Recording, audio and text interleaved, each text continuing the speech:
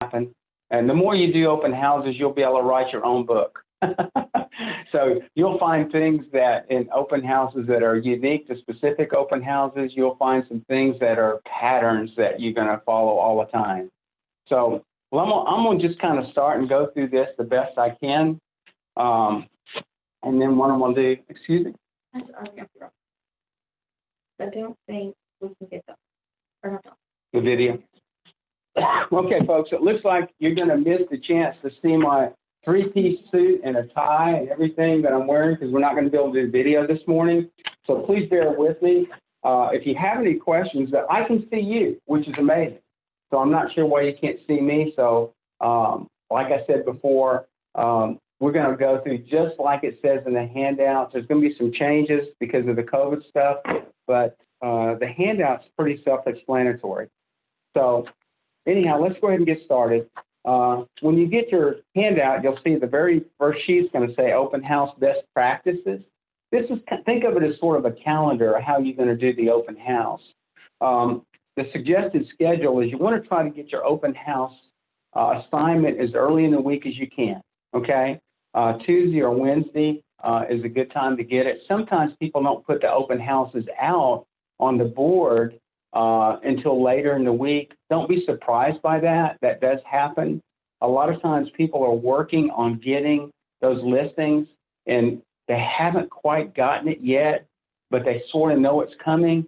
But when it does come online, that's when all of a sudden you'll start seeing, hey, is anybody available to do an open house? But usually you want to try to get it as early in the week as you can. On Wednesday, you can begin advertising open houses online, is what they suggest. There's lots of ways to do this. One of the easiest and simplest ways to do it is if you have your MLS already, then you can go to MLS and go to Valley MLS. There's a separate link there, and you can type in the address of the home that you're going to do the open house on, and then you can, excuse me, you can actually share that link on your Facebook page. And you can type in that Facebook page. You want to make sure you have a business page set up because you want to link it to your business page first and then share it out to your personal page. But you can take it straight off the Valley MLS and you can put things in there very similar to this. Keller Williams open house, 2 to 4, Sunday, November, the whatever you want to put, or December. Join me for this fantastic open house and put a little bit of information in there about it. And just simply link it to your Facebook page. It'll pull it over just like it's listed in Valley MLS. That's a quick way to do it. It's very simple. And you can reshare that several times during the week. That's an easy way to do it without doing a lot of advertising. You can also go to Keller Command, and you can do it through their Facebook link there if you want to. You can advertise. Just pay a little bit for that one. But that's the importance of getting your the house assignment early in the week. If you don't get it late in the week, you're not going to get as much bang for the buck as if you pay for the advertisement that way. But that's two simple ways to do it. And then also you've got your email link. You can do an email link to all of your friends that you know, especially if you're starting out in the business. You may not have a lot of contacts, but if you're going to do an open house, you can just link it to all your friends. You know, they can share that link, okay? Now, sometimes when you get an open house assignment, the houses are vacant. If the house is vacant, I would encourage you to go by and take a look at the open house, you know, the home that you're going to see. Go in and you can either schedule it through showing time or just simply go to the home. A lot of times, if you look in MLS, it might say the house is vacant, show anytime. Sometimes they specifically say to go through scheduling time. So it's whichever way you want to do it. But go to the open house or the house you're going to do, walk through the house, look at it, look at all the rooms. If there's an outbuilding, take a look at that building, look at the backyard. You really want to familiarize yourself with the property because you're essentially going to be showing that property and you're going to be doing it for a couple of hours. So it's kind of embarrassing when somebody walks in the door and asks you about a feature on the back of the house that you didn't even know existed. So you want to make sure you look over the house pretty well if you can. If the house is occupied, sometimes you can just simply call the owner, you know, and say, hey, I'm going to be doing your open house. Can I swing by and take a look at your house and get a good feel for your property? Sometimes that's a good time for for the owner to point out different features of the house that they want you to point out when you do the open house. If they've had some granite installed, or they've had a bathroom remodeled, or they've had some cool features put in the back, if they're leaving playground equipment in the back, if they're doing things that are really cool, then sometimes just talking to the owner will give you a connection with that person and get a feel for what they want you to show in the home. Now, on Friday, that's the time you put your signage out. Now, signage is one of those things that's really, really important. You know, you can put out the open house on your social media, and obviously the listing agent's going to do some things on their end to publish that home as an open house. They'll go into the MLS and they'll list that open house is going to be on Saturday or Sunday. They'll put some information in there. But those signs that you put out in the neighborhood, those signs you put along the streets, oftentimes will drive people to the house, especially if it's a nice day. So don't forget your signage. Now, there's some rules with the signage. I'll talk to you a little bit more about that, okay, later on. Usually you do your open houses on Saturday and Sundays. Most of the time, they're 2 to 4. It does not have to be 2 to 4, but most research has shown that's the best time. Some people will do 1 to 3. Some people will do it a little different. And you can also do open houses on different days. You don't have to do it on Saturday and Sunday. If the house is vacant, it's okay and easy to do it during the midweek if the realtor will let you do it. For instance, if the house goes live on Monday and that particular property is along a busy street, an open house during the middle of the week is not a bad way to do it either. Thursday open houses work out pretty well. I've done some Thursday open houses and have had a lot of people come in. So you don't have to necessarily just do it on Saturdays and Sundays, okay? So you're going to do your open house. Yes, sir. Question. If the house is occupied, do they have to leave, or can you do it with them inside of the house? You talking about during the open house? Yes, I'm sorry. Yes, sir. You want them gone. Okay. Oh, okay. You usually if you're doing an open house, the listing agent has planned that open house with the owner. They've had that discussion. Now, it's a good idea to go ahead and call the owner, though, because for instance, if you do the open house from 2 to 4, you're not going to walk up to the house and at 1:55 and set up for the open house. You're usually going to get there at least bare minimum a half an hour before the open house. If it's a bigger house, or if you've never been in a house before, or if, like me, I like to wipe down doorknobs and pulls and things like that because of the COVID guidelines. I get to an open house no later than an hour before the open house is scheduled. So I usually get there at 1 o'clock. So I will go ahead and call the owner of the house and let them know, hey, this is Don. I'm super excited to do your open house, but I usually get there about an hour before to set up. Would that be okay? Because, you know, people are going to have kids and they're going to have pets. They're going to have a lot of things going on in their lives, and they need to know when you're going to show up for the open house, okay? They will be most appreciated.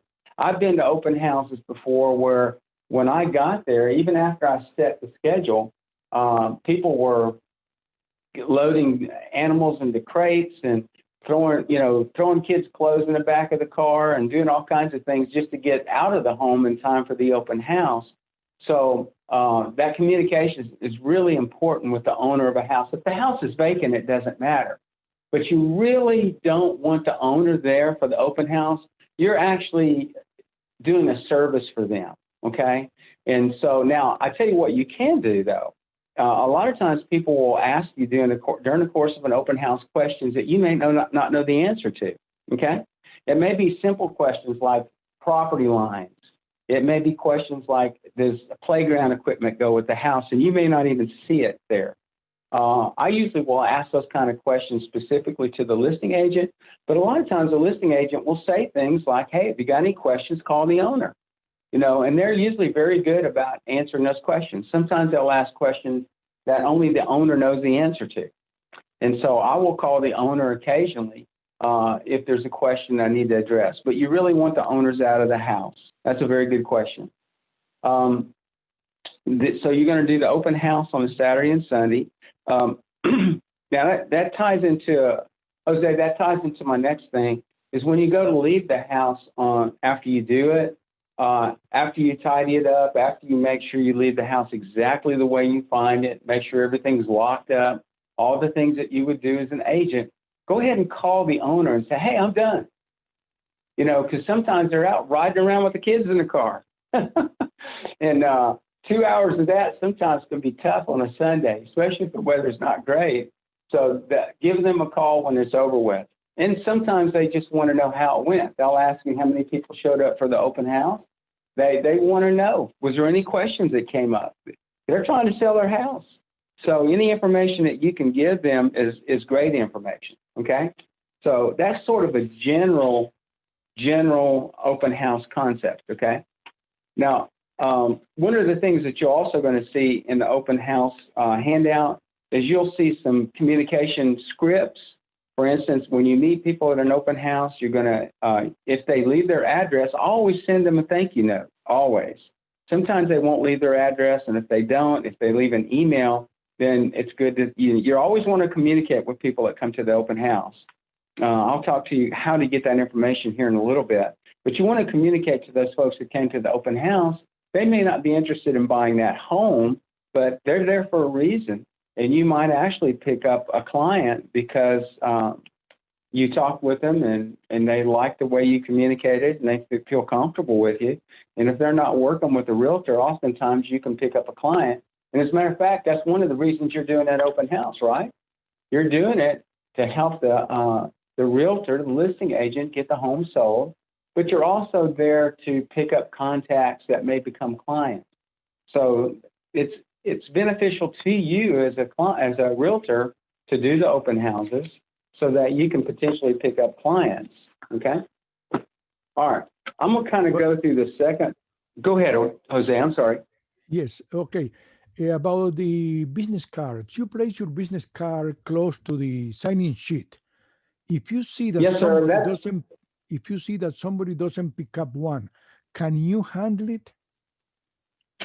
I tell you what I do in this day and time, and because of the COVID guidelines, if you picture your home or any home that you visit, if you swing open the front door, I usually have a little card table sitting very close to that front door, okay? And then what I will do is go ahead and print out flyers, either through the MLS, just go into the MLS and print out the customer sheets. That's what I do. Or if there's a ton of sheets in the box, or if the realtors ask you to bring some of the flyers with you, it doesn't matter how you do it. Either print your own or maybe borrow some from the box. But I always print my own.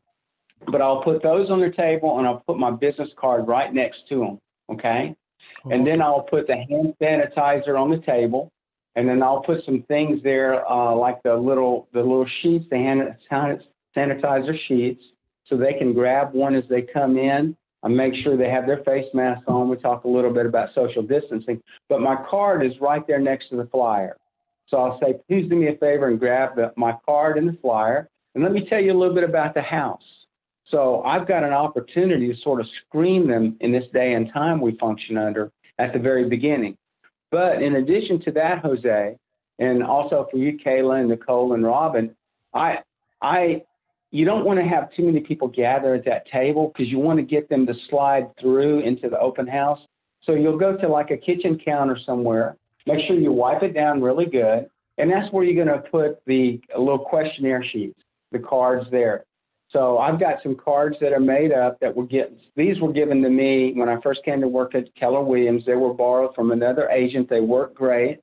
And it's just a questionnaire card, your name, email, address, very simple. It captures the data that you're looking for during that open house. And I will separate, if the table's big enough, I'll put one 6 feet apart from another so two people can be working there at the same time giving me information. And I'll put my business card right next to it. So sometimes a husband and wife might come in. One might grab the card when they grab the flyer at the front door, and maybe the other spouse or partner will grab the card on the other end. So you want to make sure you bring your business cards with you. That's a great point, Jose. because you want to make sure that they have an opportunity to communicate with you, and that does give you a link with them. Does that make sense? Thank you very much. Very good. Yeah. You're welcome. On the open house requirements, when you take a look at this goes into more in depth of what we talked about on the early outline. Okay. How do you get an open house? How do you know to get one? Well, there's a lot of ways to do it. There is an open house board that's in the office. When you first come into our office, if you take a left at the little hallway that goes to the printer, you'll see a big whiteboard on the right side, and it lists all the open houses.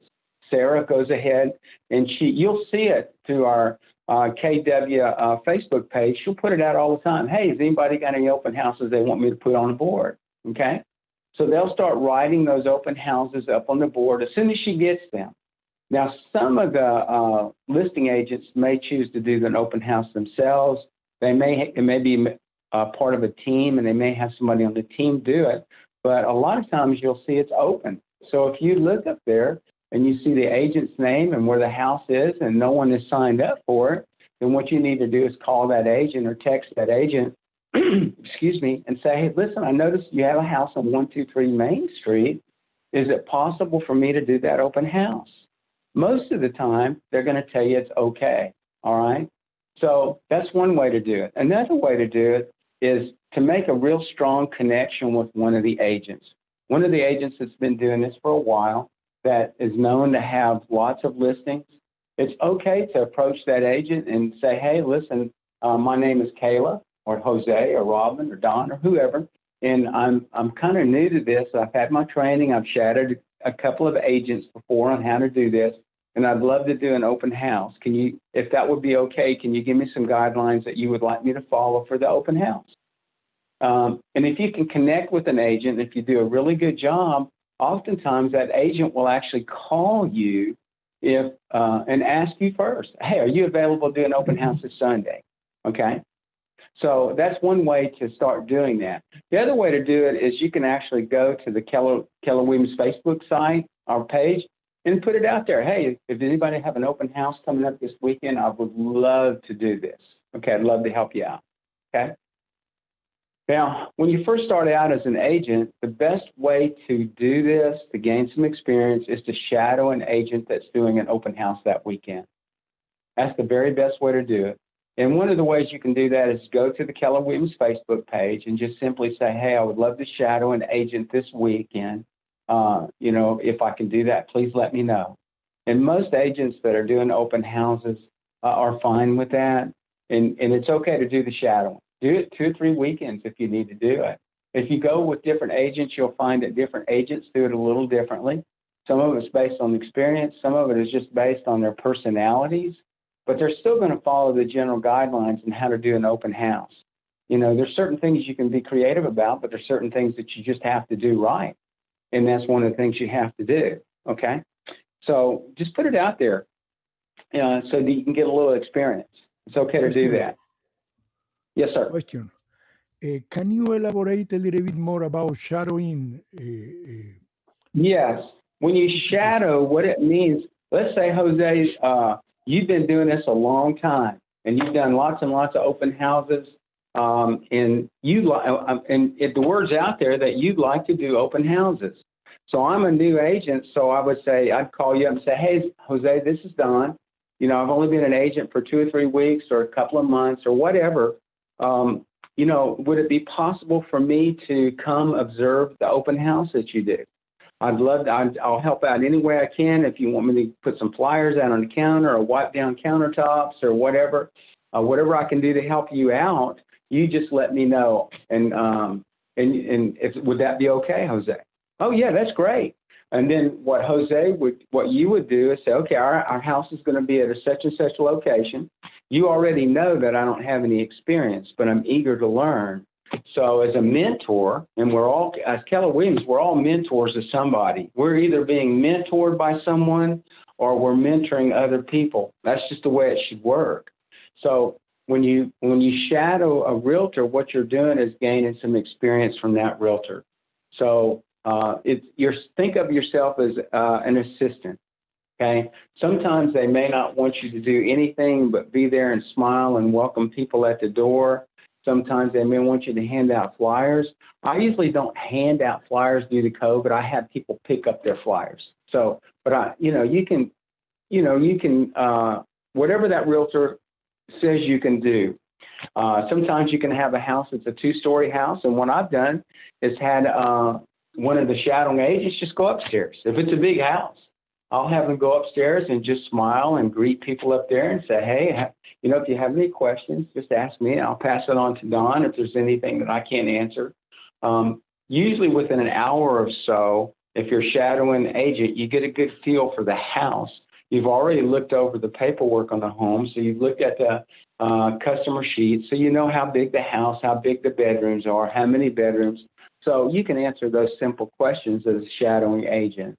But when you shadow an agent, you're going to communicate with them to find out exactly how involved you can be with that open house. So the shadow agent have to be as familiar with the house as the agent itself.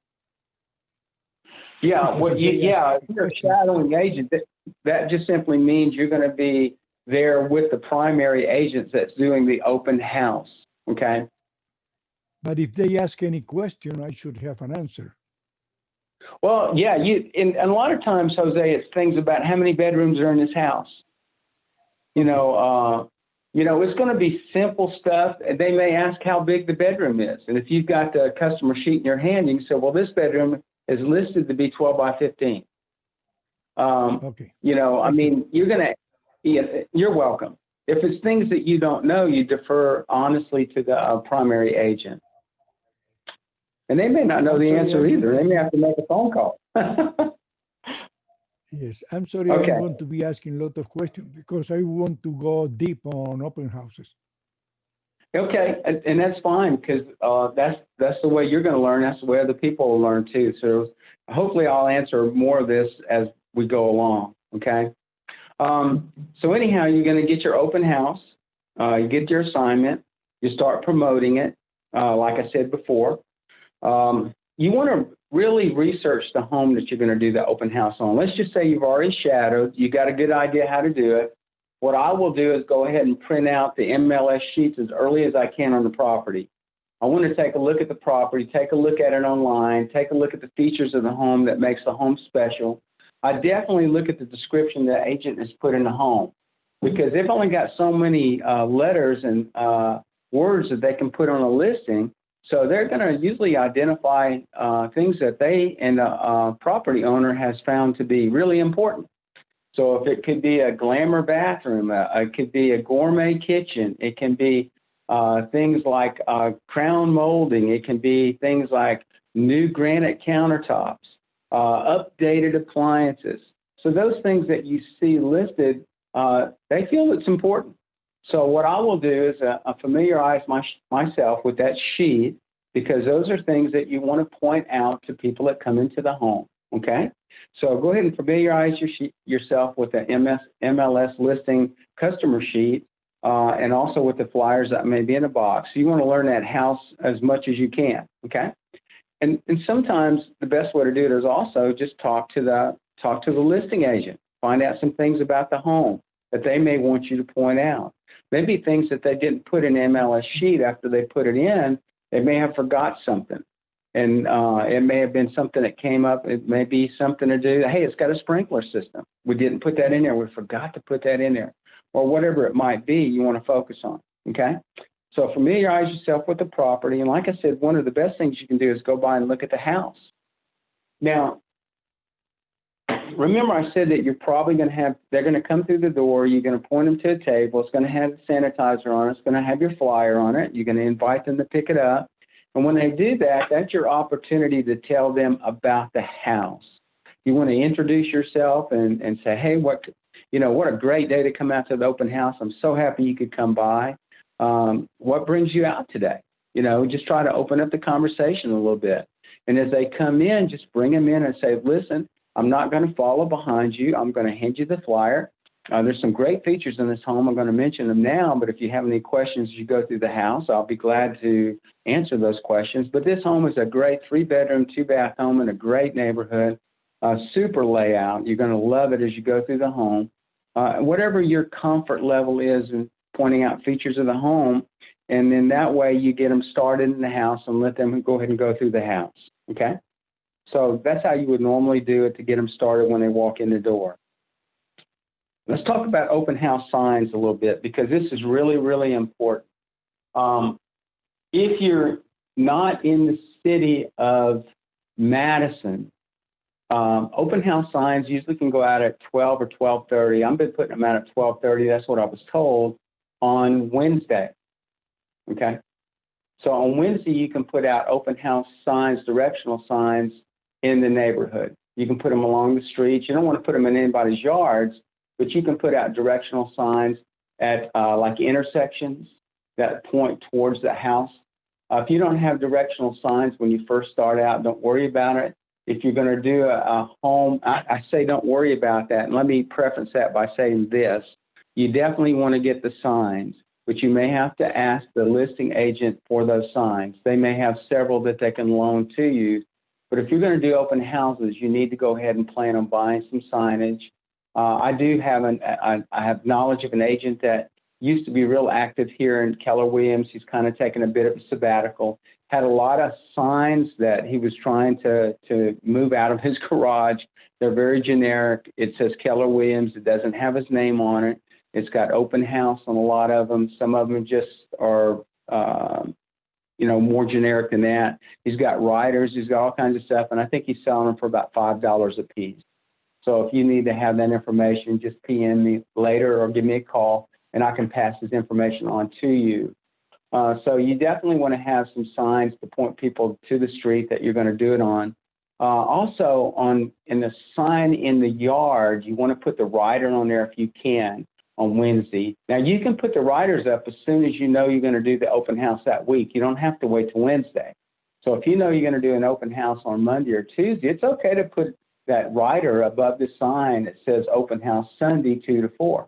You can actually put one in the yard too if you want to, but you can go ahead and put the signage up in that person's yard. But you got to wait till about 12:30 on Wednesday to start putting signs up. Now, if it's in the city of Madison, this is where y'all need to perk your ears up. If you're going to do a house in the city of Madison, you can't put any signs on the thoroughfares. So that means the places that you would normally put it at intersections or out on roads and things like that, you cannot do that, okay? You'll get fined for it. So that's not something you want to do. So, the best way to do it is just know that you can't put them out there. I think it's a $500 fine. So you don't want to get nailed on that. And even when you do it, now you can do it inside the subdivision, okay? You can do it at intersections, things like that. You can also come inside the subdivision if they have like the name of the subdivision and plants and flowers and all that there. You can put them there because now you're inside the subdivision. As soon as you come in the subdivision, you can put a directional sign. What I will normally do is look at my sheet and I will go ahead and call the HOA contact on there just to make sure I can do that. Usually on homes that in homes that have really nice subdivisions, there's going to be an HOA contact. If you're in doubt, just call them up and say, hey, I'm going to do an open house this weekend. Can I put an open house sign up there? And usually it's not a problem, but don't be surprised. Some subdivisions don't want you to put directional signs in them. Okay. If you have a question about that, talk to the listing agent that you're getting the assignment from, just to make sure that you're not in one of those picky subdivisions that won't let you put directionals up. There is a few subdivisions that the HOA has voted not to have any directional signs in that subdivision. Okay. So it's I usually just ask if I'm not familiar with the subdivision, I'll ask the agent, hey, do you know if there's any limitations on directionals in the subdivision? Okay. Now, sometimes you'll get to a corner and there's no walkways, there's no sidewalks in the subdivision. So when you get to a corner, you can put it near that stop sign, the directional. if you think there's going to be a potential problem and it looks like you're going to put it in someone's yard, or if you ever think you need to put it in someone's yard, don't just stick it in their yard. You're not running for political office. So you can't get away with that. So you want to go up, knock on their door and say, hey, I'm Don Stiles with Keller Williams. I'm going to do an open house Sunday from 2 to 4. Would it be okay if I put a directional sign pointing towards that open house right here? And as soon as it's over with on Sunday, I'll pick it up out of your yard. Most of the time, those people that you ask don't have a problem with it. As a matter of fact, some of them will thank you for asking them because they've had people put directional signs in their yard without asking. So I usually will do that, hand them my business card, and usually strike up a conversation with them. So it's okay to do that. Just make sure if there's a question, go ahead and knock on the door and introduce yourself and go ahead and put the sign there, okay? So you want to plan your signage so you don't run out all your signs on that first street. If that subdivision has a second entrance to it, it's a good idea to put, your signage so that it points in on both ends of the subdivision. Sometimes it may require 4 or 5 signs minimum to get people right to the house. Sometimes really it takes more than that. So as you do open houses, that's going to be one of your investments as a realtor. If you're going to start doing open houses, you're going to invest in getting some good signs. Okay, it's okay to put your name on it. Okay, when you first start out, you're going to be borrowing those signs from the realtor, and that's fine. But as you start doing open houses, you want your name out there. You're doing an open house. That's fine. It's not your listing. That's okay. So go ahead and put your name on your sign, buy it, because sooner or later you will get listing, and your name is going to be on that sign. So go ahead and get some now and get as many writers as you need and start investing a little bit in buying the signs that will get people to your listing when you get a house. Okay? All right. So that takes care of signs. All right. So you need to prepare for your open house. Okay? There's certain things that you're going to be doing in every open house. So if you'll go out and get one of those plastic tote bins, you don't have to get a huge one, but you want to get one big enough to put all your stuff in. You want to make sure it's large enough to put in your flyers that you create. You want to make sure it's large enough to put in the other things, like if you're going to put a tablecloth on that small table I talked to you a little bit about.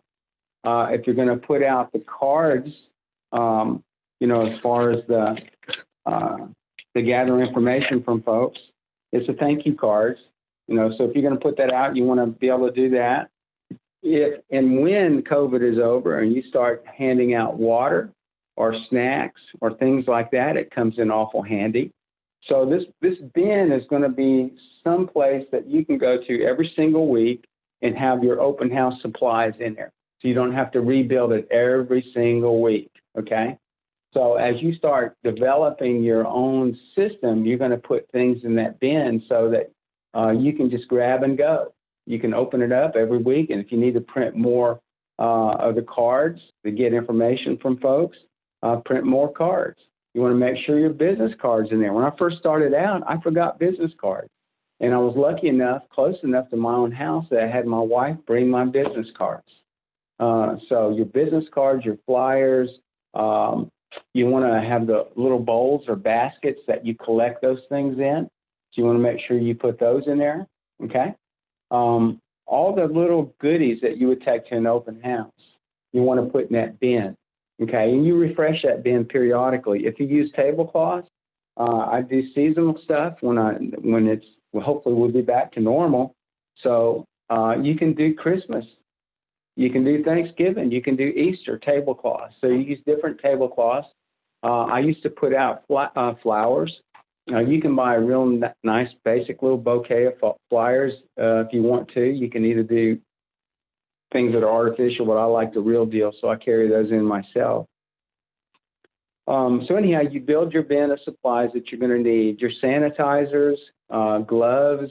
If you're going to give out face masks yourself, they're cheap now. You can find them in stores. So if you want to carry in a little box of face masks they have available for everybody that comes in, I would encourage you to do that. Make sure you have plenty of hand sanitizer on hand. So all that stuff's going to go in that bin, so you don't have to carry them in, and you're carrying in and out of the house in handfuls. I hate doing that. You can even have that bin large enough that you put your laptop in. So your laptop, all of that stuff that, would cause you to have to make 2 or 3 different trips, your bin should be large enough that you can pull your car up to the house, get it out, put it by the door, and carry it inside so you can set up. If you bring in a small card table, that goes in the trunk, obviously. So all of those things you get prepared for. You need to have some extra signage.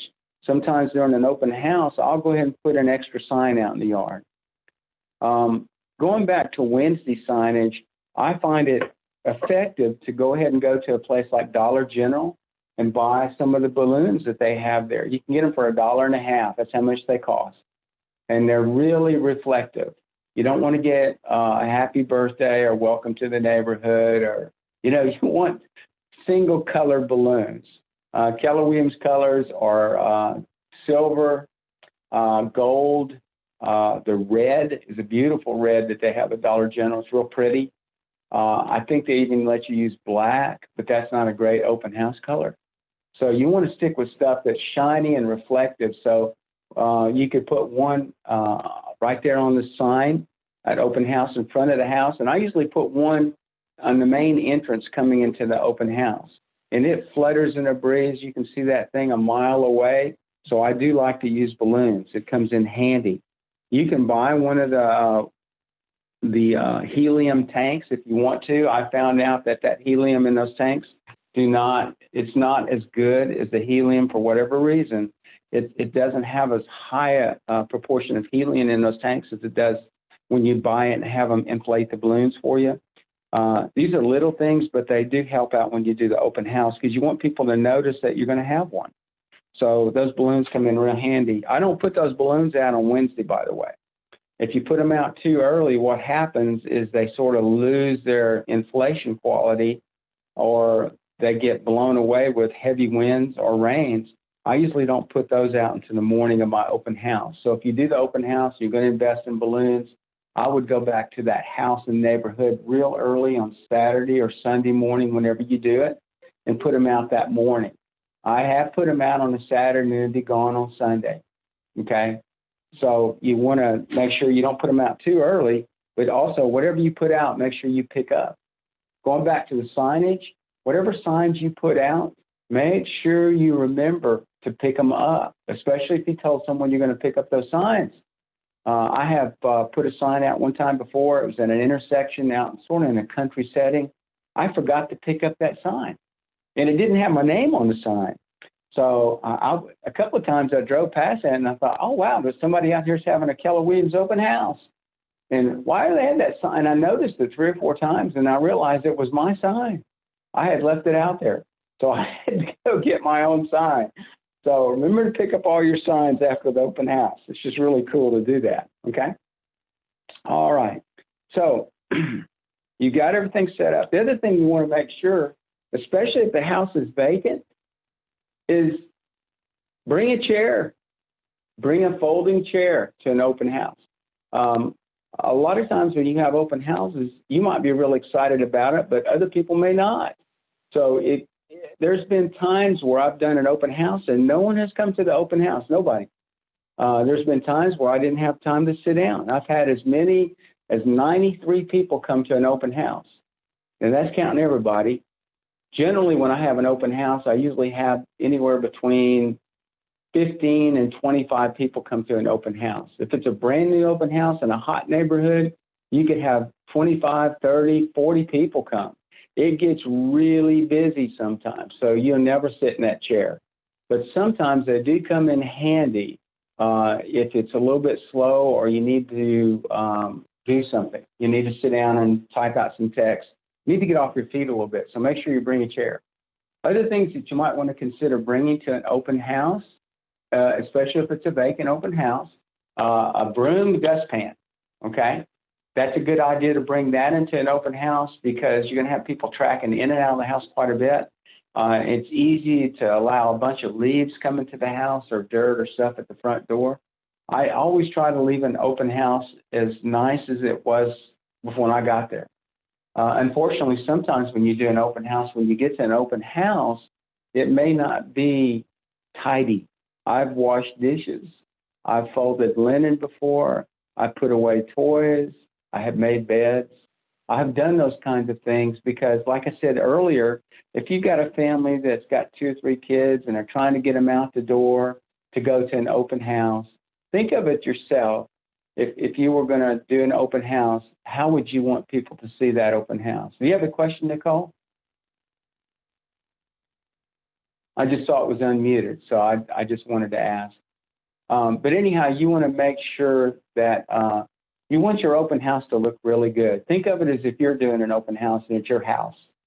So look through the house, and I mean, sometimes kids will leave their toys, plush toys in the middle of the floor. Things like the toilet seats are up. I mean, just think of it as, you know, you want that house to show very nicely. So you want to go through that open house. Well, as soon as you get there, as soon as you set up, and as soon as you feel comfortable about your setup, go through the house, turn on all the lights in the house, make sure there's plenty of light, and look at every room. Make sure it looks tidy. Make sure there's not stuff laying on the floor. I have put things away in bins in the bathrooms before. I've had to do all kinds of stuff, you know. I don't get into housekeeping. My wife will tell you that, but I will make the house look nice for the open house, okay? Sooner or later, when this COVID crisis is over, we can return to providing things like water or any kind of little refreshments that you might want to do. Right now, that's off the table. We're just not putting out things that people can eat or drink right now for obvious reasons, okay?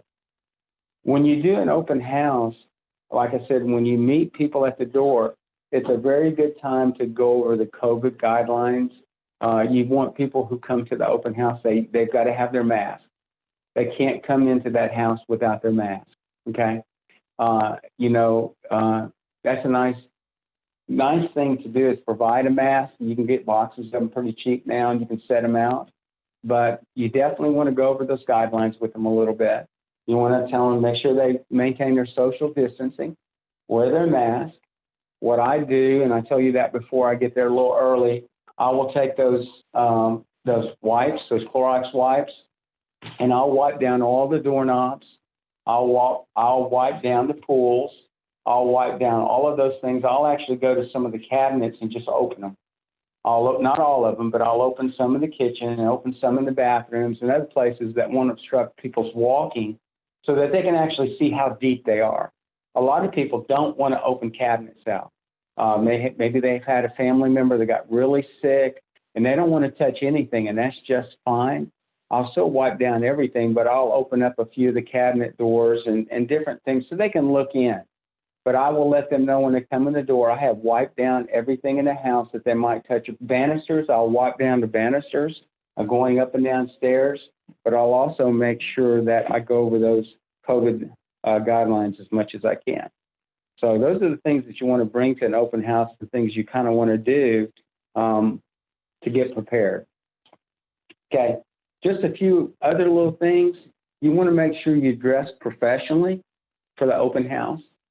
Some people like to dress in suits. I'm looking at your picture, Jose. It looks great. You know, your KW picture that I'm looking at, I'm assuming that's the one that you put out there as a professional picture. Blue suit, blue tie looks fantastic. If you feel comfortable in a suit and tie, that is fantastic for an open house. You just don't want to be too super casual in open house. You don't need to dress up tremendously, but you want to dress appropriately as a realtor when you do the open houses, okay? You want to make sure that you don't overpower someone with perfume or, aftershave, things like that. People are real sensitive to those kinds of things in this day and time. So you want to be professionally dressed and professionally appropriate for folks that come in the door. You want to live who you are, okay? One of the things I did want to touch on is every year in the country, there's a few realtors that get assaulted in the country. Does not happen very often, but it does happen. Most of the open houses we do are in neighborhoods where there's people across the street, people next door, but occasionally you might do an open house where it's not quite that way. When you go to an open house, you want to make sure when you pull up that you look over the house, make sure it looks okay. If you see any broken windows or the doors are open, don't go in the house. you go ahead and call the owner and say, hey, listen, I noticed the front door's open. If they say, hey, we closed that front door, then, I mean, at that point, you know, it's a 911 call probably. Someone may be trying to get into the house. If anything looks suspicious, you know, go ahead and call the owner first. You don't need to call 911 immediately, but, you know, it's okay to be suspicious. Use your senses about the open house. If you go into the open house and that back door is wide open, I think I'd go ahead and walk out the front door and make a phone call to the owner and say, hey, listen, your back door was open when I got here. So use your common sense when you go into a house, okay? When you're doing the open house, make sure that if someone comes into the open house and you just don't feel good about them, use your senses, okay? You don't want to walk to the back part of the house if you don't feel comfortable with someone that comes into the open house, okay? You just want to use your senses. I've never had a sense in any of the open houses I've done where I have felt in danger, but I would say to you, just be cognizant of your surroundings and the folks that are around you, okay? When you go to leave the open house, once it's over, you want to make sure you check the open house thoroughly, you know, so you want to go upstairs and make sure you've looked over an open house. It's a good idea to do a head count as people coming in, so you know that people are leaving too. But you don't want to just close the front door and leave. You want to go in the house and make sure you turn off all the lights. If you've opened blinds, go ahead and close those blinds. Make the house look as close to what it was when you got there. So make sure you absolutely sure, double and triple check the doors. Make sure you've locked the doors. If you've opened doors for like a detached garage, make sure if the doors were locked that you lock those. Make sure the garage doors closed. All of those things about a home, you want to make sure you button it up, okay? I cannot tell you how many times I've done an open house and turned off every light, carried everything out to the car, got to the car, sat in the car and looked, and I've left the garage lights on, the outside garage lights, or the outside porch light on. So now I have to go back up to the house, unlock the door, go back in, figure out which switches will turn those off, turn them off, and then go back to the car. So, you know, you just want to make sure you leave the house exactly the way you found it. Make sure you bring everything out too. If you brought your laptop in, this is experience. I've done this before. If you bring your laptop in, make sure you take it out. There's been times before where I didn't want to leave it on the counter, so I tucked it underneath a spot and I forgot to get it. And at 7 o'clock at night, I thought, I don't have my laptop. So I'd have to go back to the house and get my laptop. Believe me, folks, all those little mistakes that you're going to make, somebody else has already done them. I probably have done them several times, okay? So once the open house is done and you lock up everything, make sure you collect all of your signage. Make sure you're going to have to drive back through and go to the places where your sign is, but do not leave it overnight. Go ahead and get your signs, pick them up, put them in your trunk of your car. If you borrowed some from the realtor, then, you know, just follow up with the realtor and make sure they get the signs, okay? Now, so you've done the open house, you've learned how to get the house, you know how to do it. The way you do an open house is going to evolve over time. The best way to learn how to do the nuts and bolts of the open house is to shadow a realtor that's been doing it a few times. So you can actually see how they do it. You can read about it, but it's best to go see how another realtor does the open houses. You'll find it follows a very normal, logical process when you do the open houses. It really does. The follow-up is really what this is all about. So most of the people who come to an open house are not going to buy that open house. They're just simply not. I think it's like 4% nationwide. Different companies have different statistics, but it's not a high volume. Follow-up is really, really, really important. You're going to have those information cards or sign-in sheet or whatever you put there. You want to make sure you capture that information. A lot of times, if you get the time to stand next to someone while they're filling it out, it's a good thing because most people's handwriting is not great. And a lot of times you may not be able to tell what their name is. Their email sometimes is terrible. If you're looking at an email address and you cannot read it on that card, guess what? When you get home, you're not going to read it when you get home. So you want to ask them, hey, is that an A or is that a D, or, you know, and then write down, say, you know, you mind if I just send you a thank you note? So you want to make sure when you capture information, the information is worth capturing. Okay. So make sure you do that to make sure that it makes sense.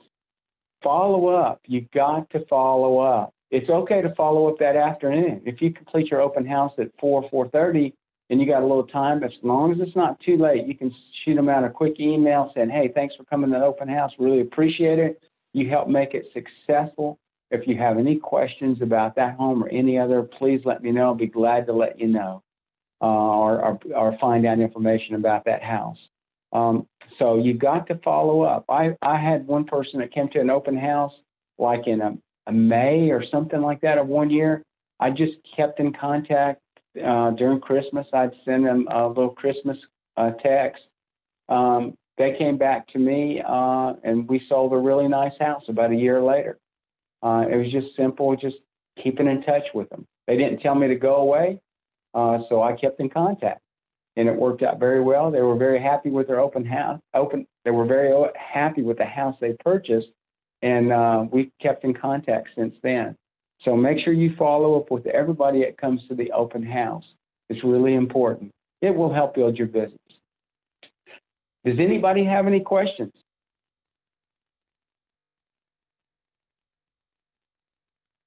Jose, do you have any questions? No, no at this point. Thank you.